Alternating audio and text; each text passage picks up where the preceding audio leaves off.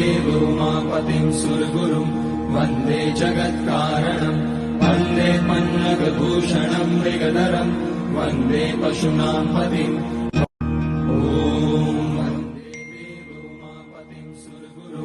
वन्दे जगत्कारणं वन्दे पन्नगभूषणं मृगधरं वन्दे पशूनां पतिम्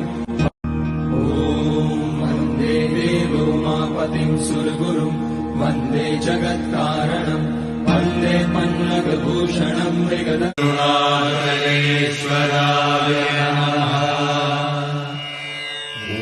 ॐ अरुणाचलेश्वराय नमः।